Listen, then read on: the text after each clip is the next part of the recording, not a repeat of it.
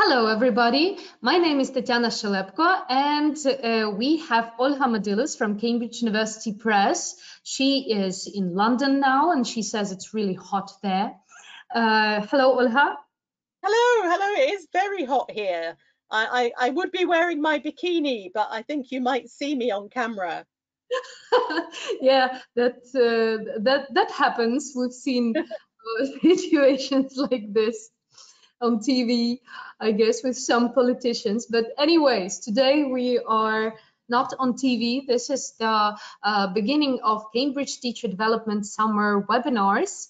And unfortunately, this year, Olha couldn't come to Ukraine to have the lovely event we've had the year before the last Cambridge Teacher Development Summer School in the Carpathians. But today we will at least substitute this. It's still hot, it's still summer, and we are still developing as the teachers. For now, I will just check a little bit if you can see us, can hear us, can see the screen. And can you please type in the question box where are you from? And I already see Ternopil, Ivano-Frankivsk, Cherkasy, Lviv.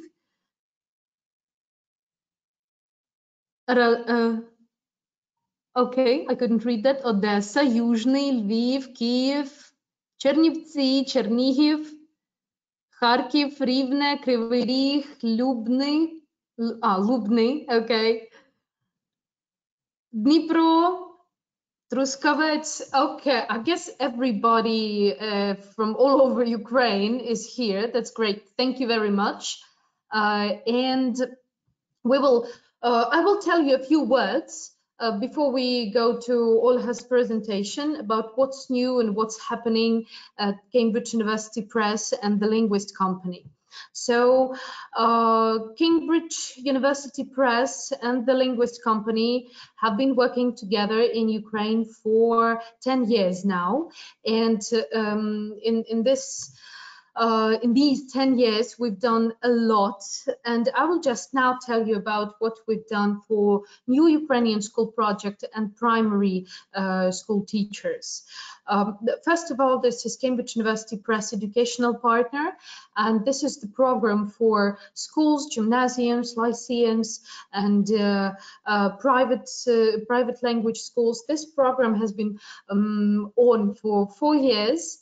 And it's working in 19 regions in Ukraine. We now have 33 educational partners, current educational partners, the 12 state schools, 2 universities, 19 private language schools, and only in last 2 months, we have 7 new partners. So if you thought that the life stopped in these 2 months, no, we've got new partners, and we are trying to make education better. And what we do for New Ukrainian School program. First of all, it's as usual Quick Minds for Ukraine, and you can work with Quick Minds 1 and 2. Now you can see video lessons. They are still there on YouTube. We've done video lessons for kids for the whole quarter of the year, and we are going to continue this program. So in case the lockdown can repeat, they can repeat the lockdown. You will receive all the support from us. And regarding the components for Quick Minds for Ukraine, we've got the whole range of everything you need for the lesson, for blended learning. There are lots of resources on Publishing Linguist UA website. There are posters, Super Alphabet book, Super Dictionary book, Super Puzzles book. If you haven't seen them, you can go to Publishing Linguist UA. I included the link into your thank you letter, so you will see it there.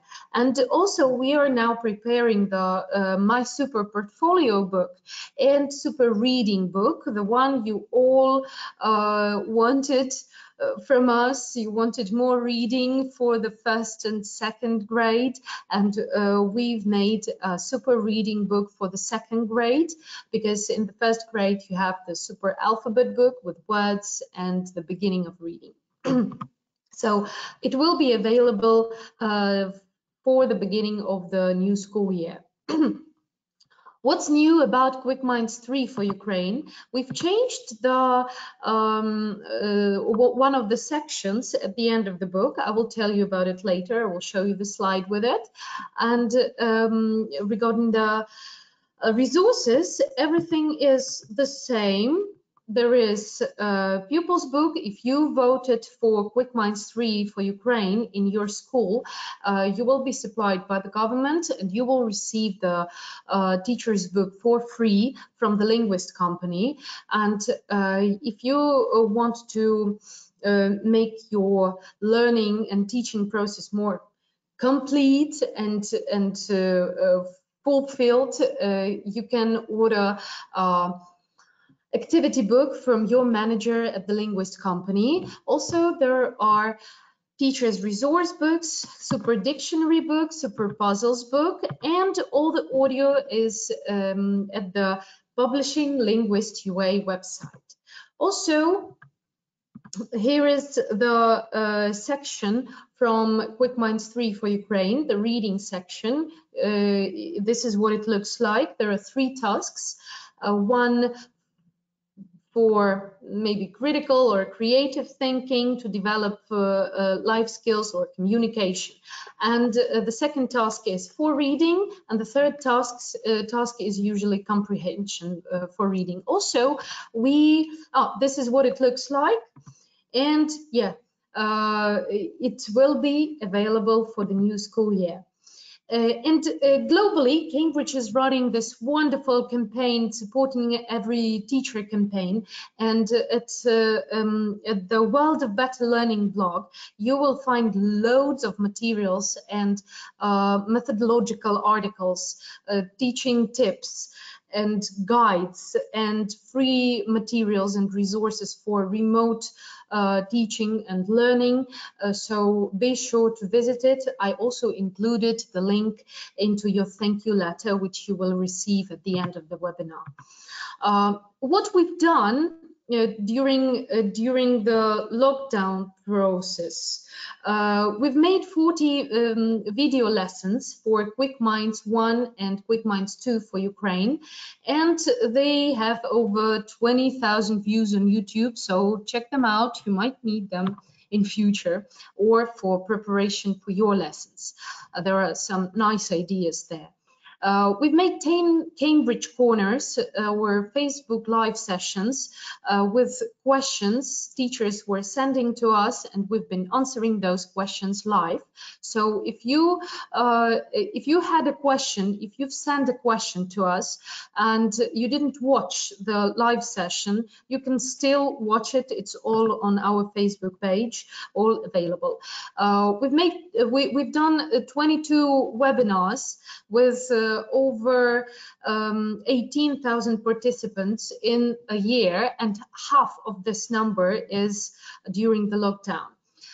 We've designed 10 quick notes for primary teachers, and you can find those quick notes at Publishing Linguist website. These are the notes for teachers, how to work, how to make your lessons with Quick Minds more interactive, more interesting, and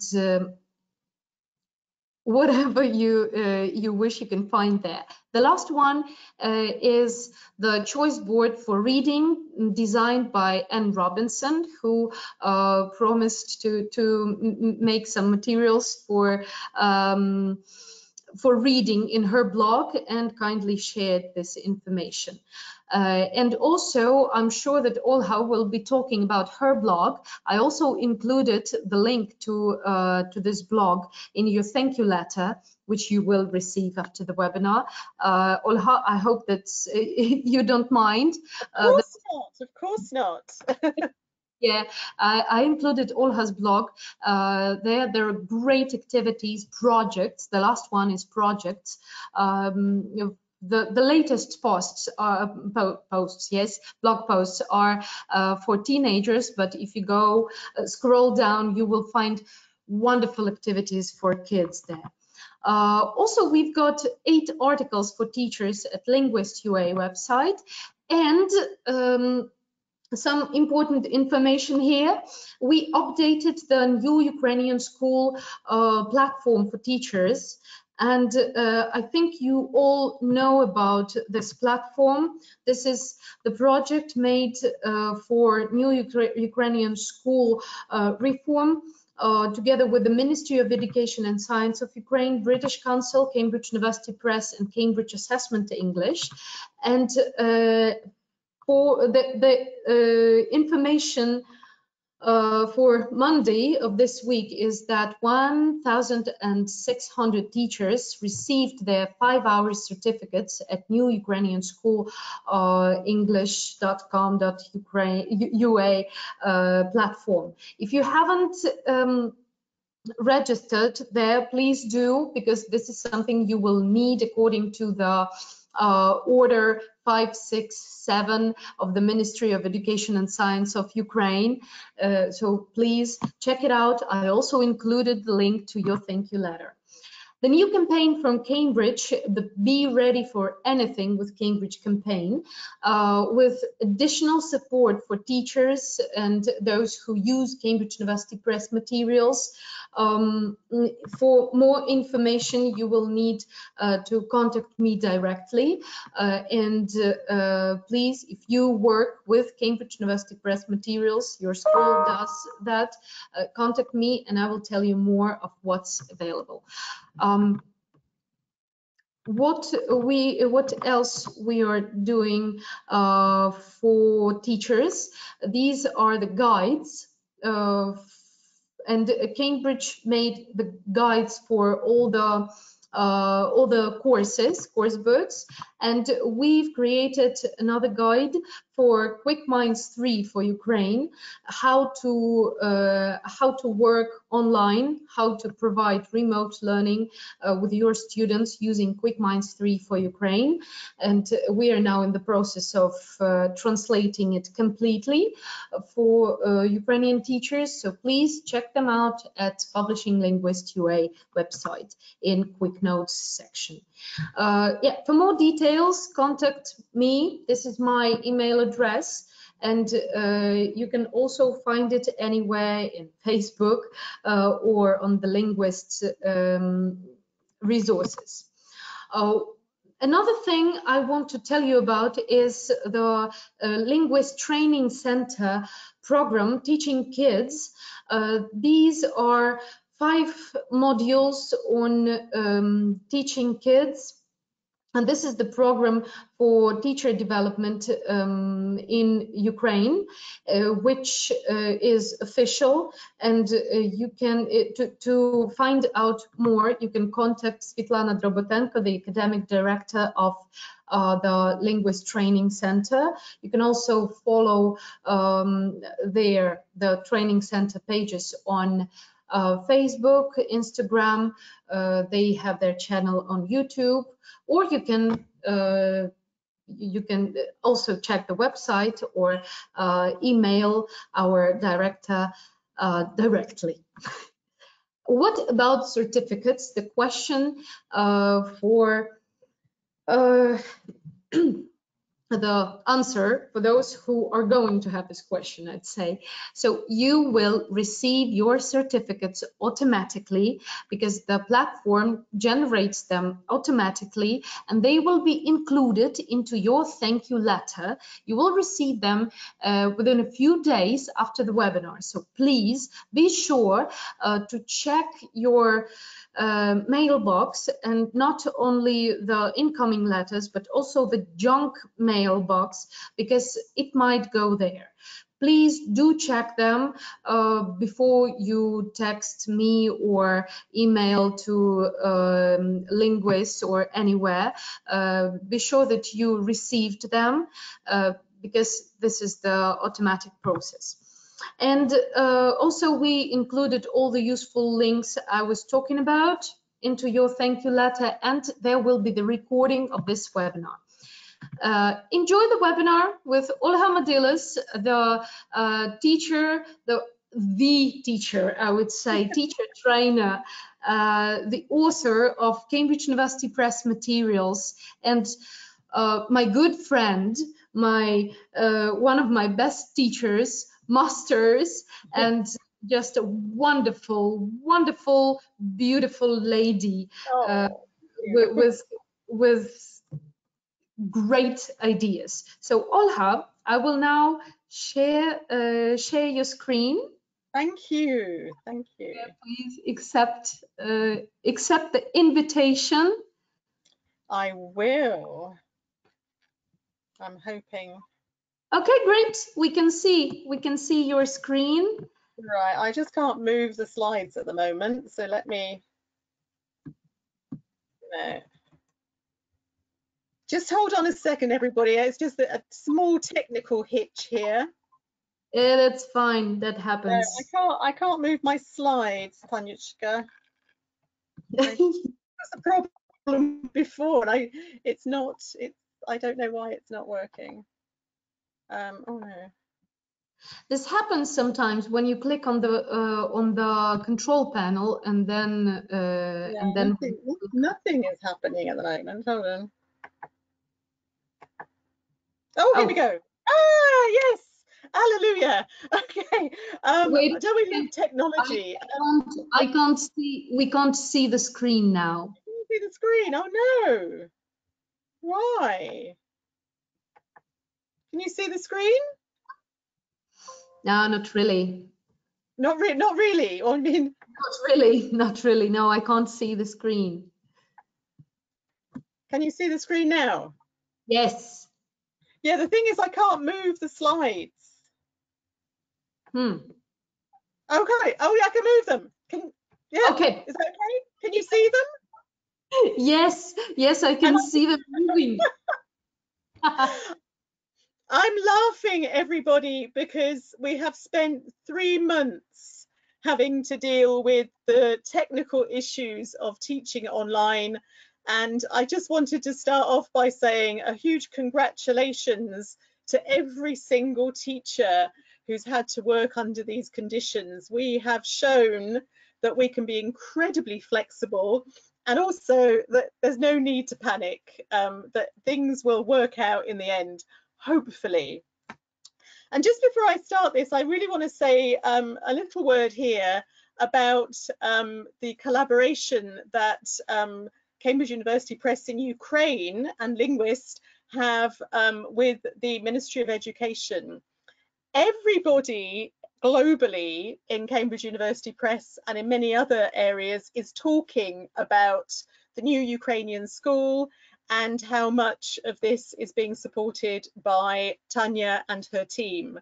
So I would also say congratulations to you, because this is absolutely fantastic, this project, and it is going to make such a huge difference to education in Ukraine. So well done. Okay, so if you can't see the picture of me there very clearly, this is me. And I was just going to share this picture because some of you may recognize where I am. This was either last year or 2 years ago in Pilipets when we were doing the summer school. And as you can see, I was very, very happy to be there with all the Ukrainian teachers having so much fun.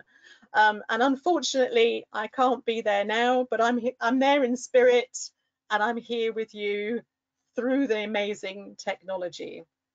So let's begin. Now, I want you to listen very carefully.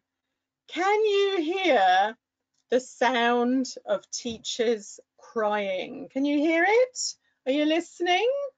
What they're crying, they're sobbing all around the world. These are primary school teachers, and they are crying because their students do not speak English in class.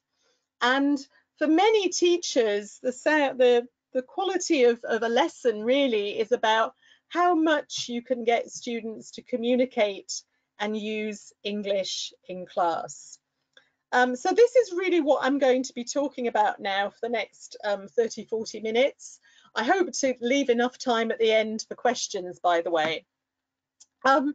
This is not just something that happens in Ukraine, it's a global situation. When you teach in primary, it's quite difficult to get students to actually use English. And we can think about why our students are not speaking English. I'm sure you can think of some ideas yourselves. I can't see your questions, but I can read your minds. So that's one of my superpowers, as anybody who's met me knows, is that I am a mind reader.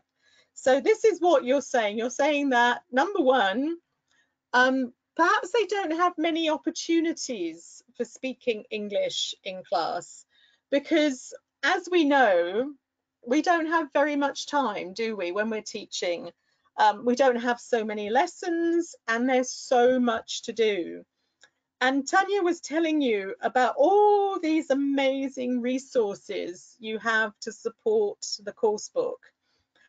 On one hand, it is amazing. On the other hand, it's quite a pressure for teachers to pack everything in, the dictionary, the alphabet skills, the reading, all these wonderful things. But how do we make time for everything that needs to go into our lessons? I think it's also a really interesting thing that children are great copiers, they're great parrots. And if they don't have lots of models of people who speak English, it's very difficult for them to actually speak English. So they don't hear their parents speaking English, they don't see English spoken or didn't hear English spoken on the television or in movies. We need models. Models are super important. Obviously, many children are shy when it comes to speaking a foreign language. Ukrainian and English sound so completely different. There are sounds in Ukrainian that don't exist in English and vice versa. So you can feel very silly trying to produce the English. And lots of children are shy, full stop, in lessons. Sometimes children don't have anything to say. If we ask them a question, maybe they have no opinion or they have nothing they can share on that topic. Unfortunately, children very quickly learn to fear making mistakes. They get very anxious about making mistakes. They're frightened that the teacher will be angry with them. They're concerned that maybe other children will take the, you know, we'll tease them. So I was going to say something rude. We'll tease them about their mistakes. And this is something that seems to start very, very early on with children. Sometimes it's just too difficult to say what you want to say in a foreign language. I know that in my head I can speak different languages, and it's quite, in my head I can speak Spanish and Greek, but when it comes to opening my mouth, it's just too hard, and I either say nothing or I speak English. And if children think they're doing something incorrectly, they don't like doing it. So we can see that there are many reasons why our students at primary level would not be speaking English in class. But we know that it's really important for them to develop those English speaking skills. So this is what we're going to think about. What children need is to get into the habit of speaking English. And I've been thinking a lot about habits during lockdown, and so many of my habits have changed, and habits can change, habits can develop, and we can develop some very, very good habits. One of the habits I've developed in lockdown is pickling. I'm pickling lots of different fruits and vegetables, and this is going back to my roots. So habits can change. I also think, and I think this for every single age group, that children, our students, should be having fun using English. It shouldn't be something super difficult, super stressful, something that worries them. If you're having fun doing something, it becomes so much easier. And I think it's really important that the English they're using is communicative, so that they hear things and they respond, that it's not just somehow just repeating things without that appropriacy. So what they should be doing in class from the very beginning, from the first time they have an English lesson, is developing this meaningful communication. I really want to stress the meaningful. Just repeating words over and over again is not communication, and it's not very useful. So what we're going to do now is we're going to explore these topics and think about some very simple things that you can do in your classrooms to develop this.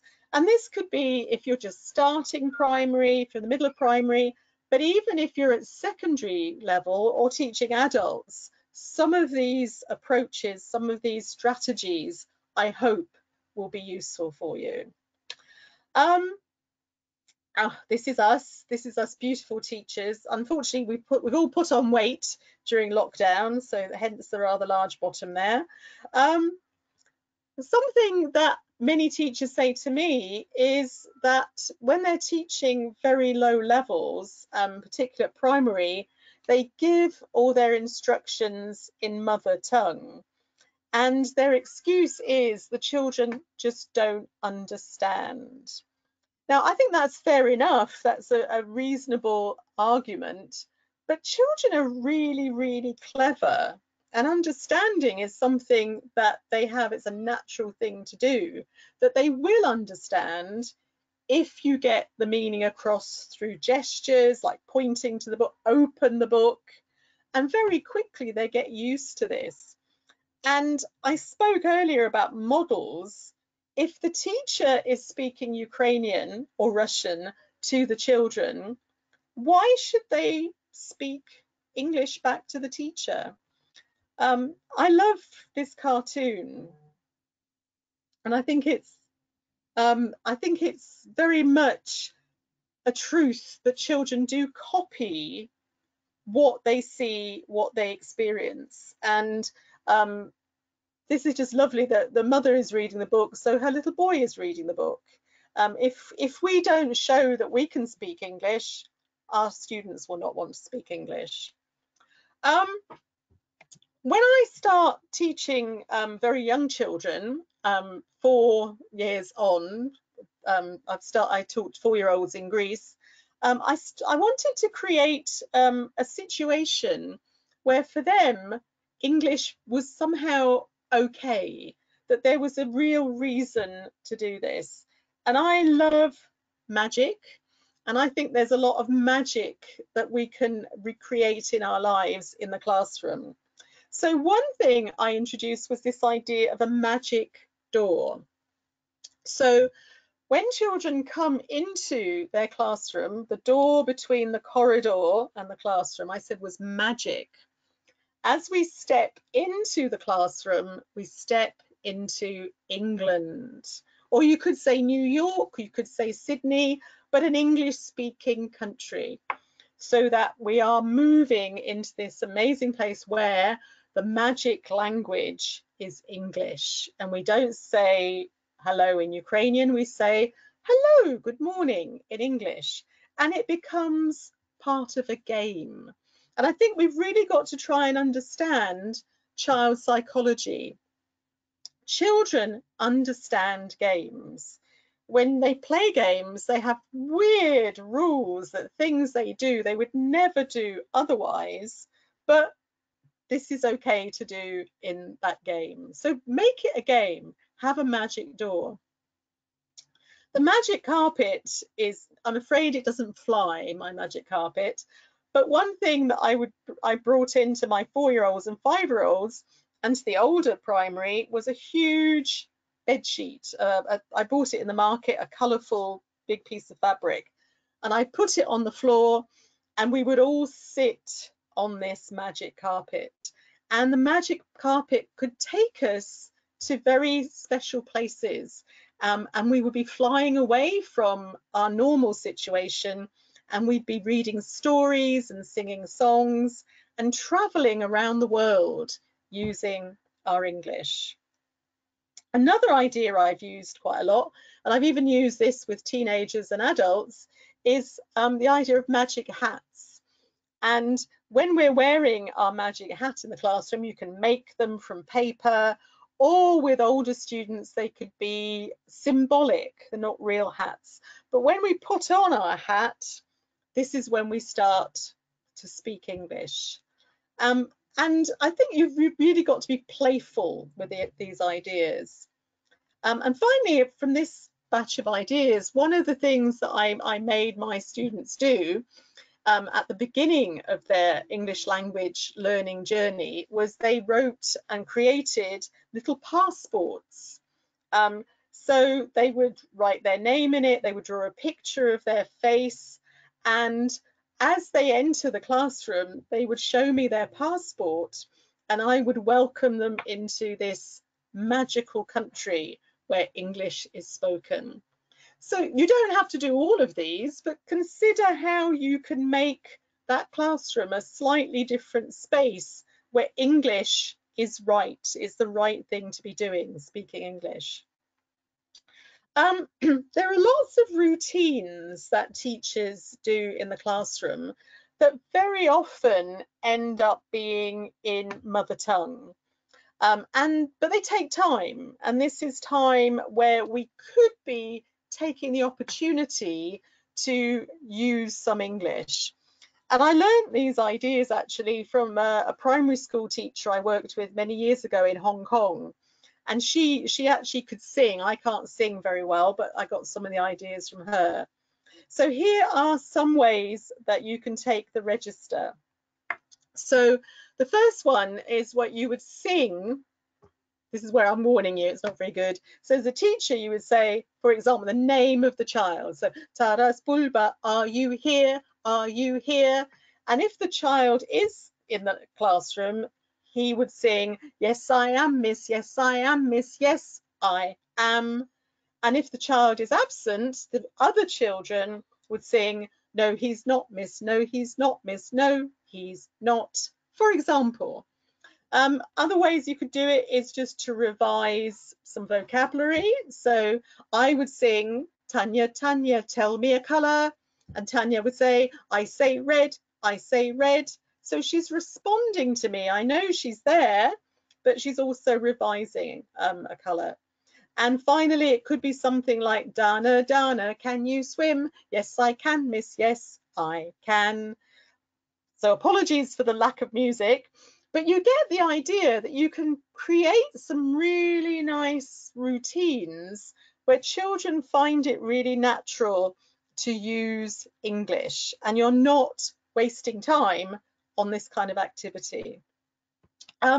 Lots of classroom management techniques that involve using English. So one of the things I use a lot with kids is 1, 2, eyes on you. 1, 2, 3, eyes on me.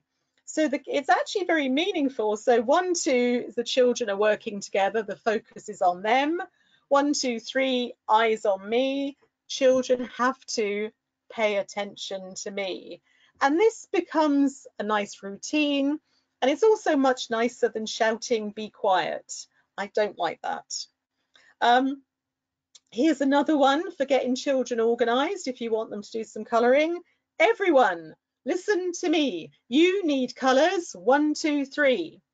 Now, yes, I'm saying this, but children quickly learn these chants and join in. They love them. It's part of the fun of it. And so they're starting to produce language, and they're starting to produce it meaningfully. Another thing I really like, these are things you can use also with older students, is to get students' attention. You have these kind of shout and respond. So not shout horribly, but just raise your voice slightly. So if I want the children's attention, I shout where it says teacher, hocus pocus, and then the children respond, everybody focus. And then they quieten down and listen. And it's a really fun way, but they're producing English. Is another one. Macaroni cheese, everybody freeze. So you're actually producing chunks of language, and the children are getting their tongues around some of these English sounds that they don't use all the time. Little ones, pop, corn, milk, shake, hot, dog. So they're nice little chunks of language, and the children can learn them. I would just say they must know what it means. It's really important that you tell them or show them the meaning of these things, but it becomes quite a joke, quite a laugh, and it makes them think as well. So if you shout pop, they're not supposed to shout dog. If you shout milk, they should shout shake. So these are just nice things you could introduce really early on, just to get everybody using more English from the beginning. So classroom language is really important, like these little chants to get attention. What I think is really interesting is that if you think about it, a lot of the classroom language we use is used repetitively, and this is a really wonderful opportunity for children to absorb language. So things like 1, 2, 3, eyes on me, the children will hear it a few times and it sticks in their head. And it's not difficult. You can't say the children don't understand, because it becomes a habit very quickly, even with very little ones. So there's a lot of classroom language that we could be introducing from the beginning.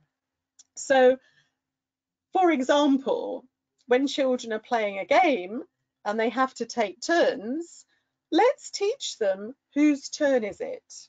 It's my turn. Because this actually, they feel very grown up. I've noticed this, they really enjoy using this sort of language because they think it's quite sophisticated to talk to each other in English. More common language, I was just thinking, what's the most useful thing before you go, hopefully, please Lord, that we go back to school in September. Think about, what do you think you're going to teach the children on the very first day to say in English? And I just thought of some of the common phrases that I would teach. I always teach the children to say help, and they can wave to me and say help, and that's just a lovely indicator that they want my attention and they want to talk to me, to say something to me. So I always teach them to say help.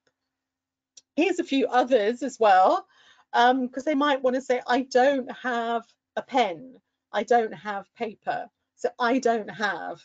Or they could say, can I have a pen? Can I have paper? You might want to teach them may, but I think actually can is slightly more common. It's much more usual to say that. Another very useful expression is I don't understand. And children, of course, there'll be lots of things they don't understand. Let them tell you they don't understand. But if they say it in English, they are producing beautiful grammar, using vocabulary very well, and the functionality of that language is very powerful. Here's another one. What does this mean? So they can point to a word, or you say something and they say, what does this mean? And may I go to the toilet is also you will hear this many times in a lesson. But again, you can see that by using chunks, they are laying down foundations of grammar and function. And this is really, really useful. So I would really recommend that as you plan to go back into the classroom, you start thinking about what are you going to teach them from lesson 1, whether they're grade 1, grade 2 or grade 3, but it's never too early to start teaching them these things. If you know me, you know that I absolutely love using stories with my students, and students do find it quite easy to follow stories that come with pictures. But the thing about stories is, yes, they do develop listening skills. Children tune in to the music of the language. And don't be self-conscious because you have an accent. Everybody has an accent. And I think it's just a very natural thing for children to hear English with Ukrainian accent. So that's not a biggie. Don't worry about that. But of course you can use audio for stories. But I think it's actually nicer if you do it yourself. Now, you might say, okay, so the children are listening, but are they speaking? Well, I've been teaching for many years, and you can't stop children speaking when they're doing a story. I love using stories that are quite rhythmic, stories that have repetition. This one I've got here is The Foot Book by Dr. Seuss. And it's lovely because it's, I mean, the pictures, I know you can't see them very well, but you can, if you Google Dr. Seuss, The Foot Book, after this you'll see. And it just starts left foot, right, right.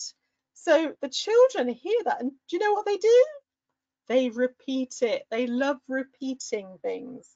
So they get into it. They understand because you point to this, you show them what it means, but they start interacting with the story. They start really wanting to speak. And this is really important, actually, that we won't do anything unless we want to. And children do want to be part of that activity. They do love stories, and they do want to be, you know, they want to have fun, especially when the words are funny or the rhythm is funny. Actually, I remember reading this story to my mum, and she was already an old lady at the time, and I read it to her and showed her the pictures, and she loved it. So I think there is a universality about doing these things. Sorry, it's very hot here.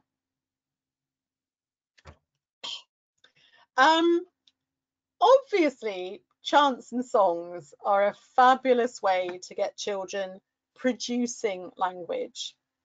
And I think what's really lovely is children don't have a problem repeating songs and chants. So what I do is I introduce a song or a chant in every lesson, and then so we one in lesson 1, number 2 in lesson 2, but we repeat number 1 again. And as you progress through a semester or a school year, you build up a repertoire of songs and chants. And it's really good for them to repeat them and go back to them. But I will say they have to be meaningful. Don't just teach the children to sing a song or chant without them knowing what they're saying, because that is not helpful. Just a few examples here. This is a traditional chant, and I like chants that have actions because that's meaningful. So this one is teddy bear, turn around. Teddy bear, touch the ground. Teddy bear, jump up high. Teddy bear, touch the sky. Teddy bear, bend down low. Teddy bear, touch your toes. Teddy bear, turn off the light. Everybody say shh. Teddy bear, say good night. So for each action at the end of the line, you do the action with them and they do it. And you don't have to explain or translate that chunk of language. And children very quickly get used to it, and they absorb and acquire these expressions. And another thing I must say about doing action chants is children will not stay still. Never expect a class of children or one child to stay still. Let them move around. Let them get involved by doing actions. They love it. And I just think that children are born to learn. Why do they love doing these things? Because it's a natural way of learning. If you do an action at the same time as you hear the words or say the words, this sticks in your brain, and it's a really good way of learning language. But once they've learned something like this, they'll say to you as well, teacher, turn off the light. They might turn around to the class and say, everybody, shh, because they've learned it as a chunk, and they've learned it as a meaningful chunk. Sorry. Here's another one. I love this one. And this is a lovely action one. I don't know how well you can see me in the camera, but it's got a lovely rhythm. I'm a big, big cat. I'm a little, little mouse. Big, little, clap, clap, clap. So they go through these things doing those actions. So big, little, it's very understandable for them. And what I get them to do is I get them to suggest other animals or things that are big, other animals or things that are little. So we add to this. And there's lots of movement, there's lots of coordination. And another really important thing for us primary teachers is that when they're doing an activity like this, they're all doing it, they're all engaged. One of the secrets of class management for this age group is to keep them busy. Don't expect them to sit and wait and listen to lots of other children doing something. So doing an activity like this all together keeps them together and maximizes how much English they speak. If you just ask a question and say, for example, said, hey, what did you do at the weekend? He may just say, like, fishing. That may be the only English word he says in the lesson. What we want to do is maximize this so they're speaking a lot. And as I say, it becomes a habit. So chants and songs are fantastic because it is a kind of drill. It's a kind of repetitive thing that ends up sticking in your head. And it's a very useful thing. I don't know about you guys, but when I'm learning a language, I need to repeat things many times for it to stick in my head. I don't say it's old age, that's just normal. Chants and songs are really motivating. Children enjoy doing them, it's fun. And it's also something that's not too difficult. It's achievable. They can leave the lesson and go, oh, I can sing a song in English. And this makes them want to do more. This makes them want to produce more English. And as I said, these are memorable chunks. Chunks of language are not individual words, but words that come together grammatically. So I'm a big, big gorilla is a chunk, not just gorilla, big, but how does it go into a sentence? So we've got the syntax, we've got the grammar there. Also, when children are doing chants and songs, they are focusing on pronunciation and word stress. So they're not just saying gorilla, which is horrible and it's just not real, but they'll say, I'm a big, big gorilla, gorilla, gorilla, right? That schwa at the beginning.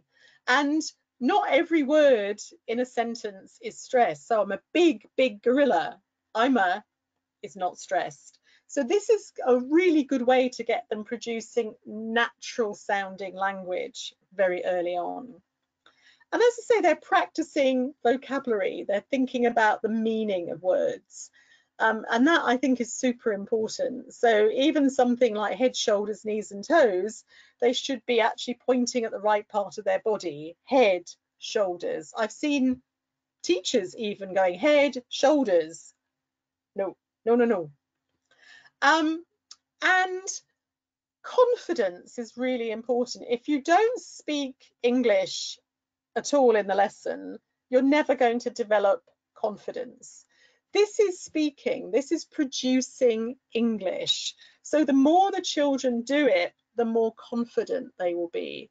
It's really sad to meet students who are teenagers who have no confidence because they've never had to produce English in class. It's always been something, they're reading, writing, grammar, but how can you communicate without using language like this?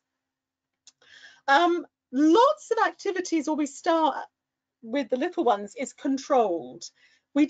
Communication is quite difficult when you just say talk to each other. They can't talk to each other because that's just too vague and they don't have enough language. So we must look at how these activities work. So for example, I've got examples from Quick Minds 3, and you can see that there are lots of activities that encourage children to communicate, to ask and answer. So they look at a picture, one student in the pair says, where are the notebooks? The other one tells them, question, answer, question, answer. So they're practicing that language by producing the words. As I said, I love stories, but stories are a great way to get children to practice the language. In the book, they will hear the dialogue, and that's really important. What I would ask them to do is to act out the dialogue. Now, Tanya will like that as an actress and a director, that you get them to actually not just really whisper, there's a problem. No, they're going to act it. Let's go to the school, quick, now. So they use their intonation, they use that inflection, they use that stress, and they try to say it at speed as well, not too slowly. So this is a great way of control practice to get them to act it out. And children enjoy that. They could even have special masks for different characters. Here's a lovely game. I love this one, where children ask a question. And so have you got a book? Yes, I've got. And the little girl pauses and she draws the number 12 on the boy's back. And he has to visualize that and say the number. What a lovely control practice activity, because it's not just repeating. You've got an actual challenge there. Can he see that number? Because he might get it wrong. So it's a game, and games are good. Lots of little activities like this. I love this one. Draw an animal, tell your friends about it. So this is a kind of mini presentation. So children, even at grade 3, are standing up and presenting. Okay, it's not very long, but you start with a little bit and you get more and more. If you don't do it ever, you'll never be able to do it. So this is a lovely activity to build up confidence.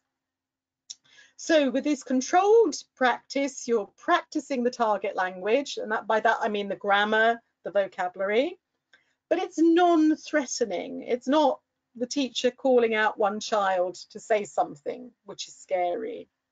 They could be finding out things about each other. Do you like chocolate? What's your favorite color, for example? And very importantly, and Tanya mentioned life skills, these kind of communication activities really do foster collaboration. Children work together, they help each other, and they create a really nice dynamic in the classroom. It's not quiet and boring, but it's lively and interactive. And again, I keep saying this, there is purpose to what they're doing. There's a reason for doing it. It's a game, it's a guessing thing, it's a communication thing. Meaning means that you have a reason for doing something. You're trying to communicate some meaning.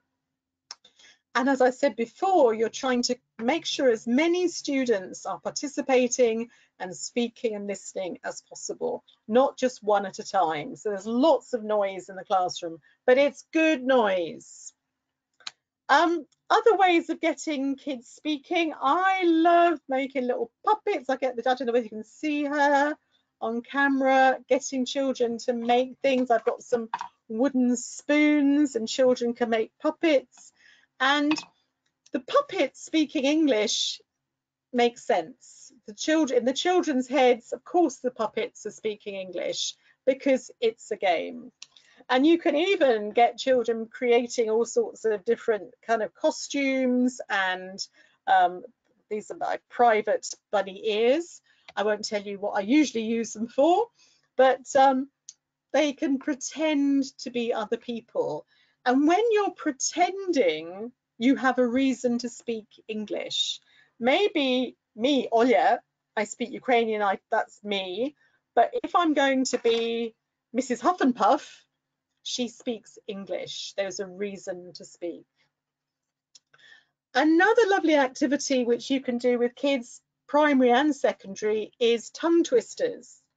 And again, I always want the children to know what they're saying. Tongue twisters are great for getting your tongue, your mouth around sounds. I'm not very good. Red lorry, yellow lorry, red lorry, yellow lorry. Just saying those two terms over and over again. The children are bringing those English sounds out of their mouths. Lorry. It's not a r, it's a r. So it's a different way of saying it. As I said, lots of games that children can play. If you're doing a mime game, you're still speaking. Questions, answers. We need to get the kids asking questions. Normally in a classroom, teacher asks a question, children just reply. Children have to learn to ask questions. And here's a lovely activity here from Quick Minds 3, where the children put together a whole little role play. The language level is not too difficult, but it's nicely structured, and they can even have a costume and a prop, and they act it out. What pride a child will have by, when they produce a whole role play in English, and maybe they could even have it videoed, show their parents. We're learning English, we can use English. It actually makes me a bit tearful. I'm going to cry because it's such a beautiful thing that a child can do. Okay, I've come to the end. George Clooney is telling me, this is my husband, this is my wedding photo. He's telling me that it's time to stop speaking and it's time for you to ask some questions. I can't remember, there we go. Tanya told you that you have my blog address. Here's my blog address as well. So there's lots and lots of suggestions on my blog for you. Now, Tanya, do we have time for questions?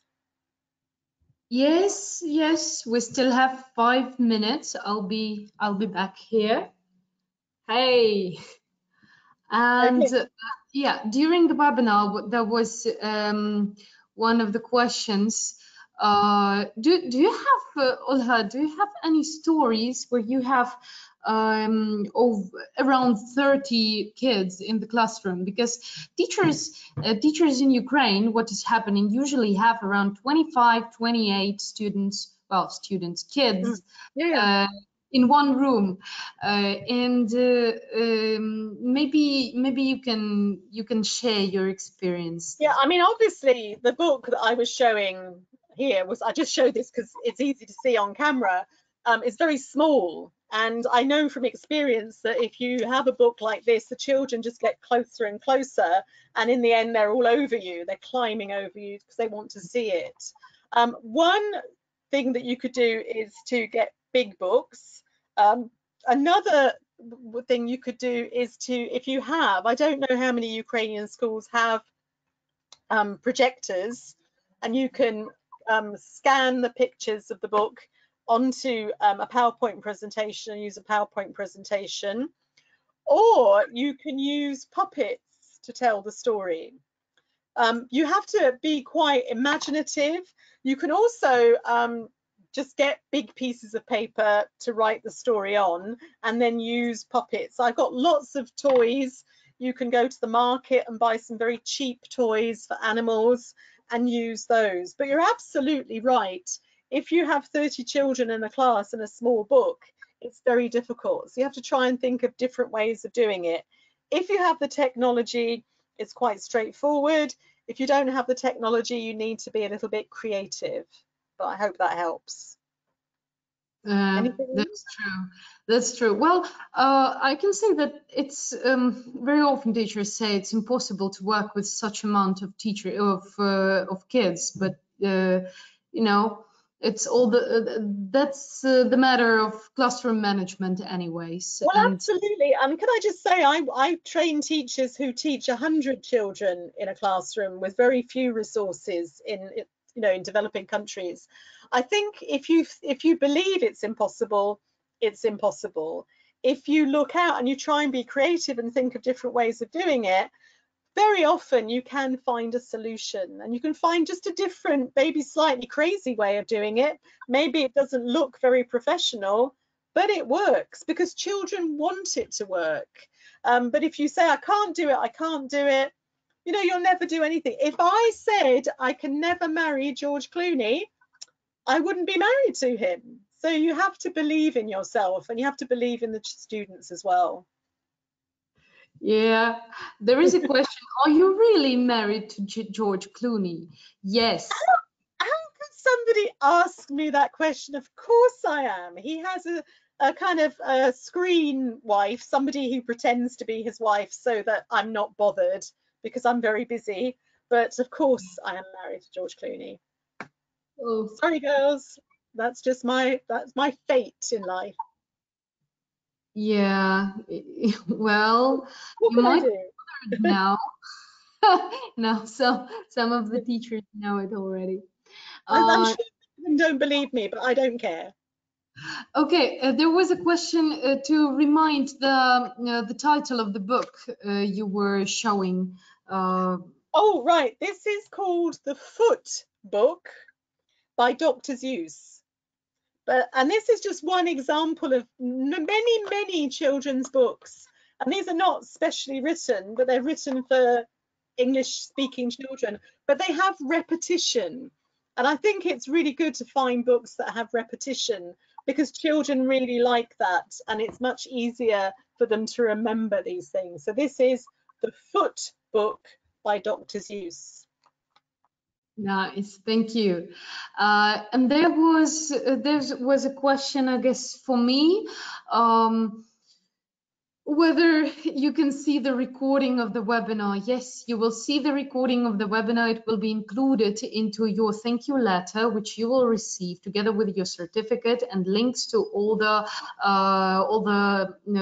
resources we were mentioning. And also you will be able to share it because we will put it on Facebook later when the recording is ready. And I guess well, there is a lot of feedback, like thank you, Olha and Tanya. Teachers like us, and there is a great idea with carpets, great idea with hats.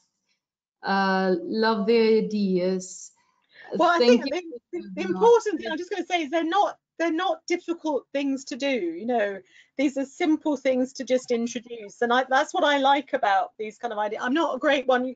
Don't spend a lot of money, don't spend a lot of time, just have a few nice ideas and they work very well. Yeah, that's true, that's true. And looks like I don't really have a lot of questions, just gorgeous. Well, if people have questions, they can always contact me on my blog. They can email me there. But also, if you want to come back tomorrow, teachers, I should be back tomorrow talking about teenagers, and maybe you'll have some more questions for me then tomorrow. Yeah, that's Teen Appeal. I am looking forward to this webinar because I haven't seen. That's the brand new one. Yes. Yeah, I want to see it really. And yeah, see you tomorrow. Yes, Thank you for being so emotional. That's what teachers say. And that's me. That's now terror. yeah, great. Then see you tomorrow, everybody. And I'm finishing the webinar. It's about time. Have a great day. I guess evening. And yeah. That's it. That's it for today. Take care. Thank you all very much. That was a wonderful, emotional, and motivating webinar. Thank you. Thank you so much, Tanyushka. See you tomorrow. Bye-bye. Bye, everybody. Bye.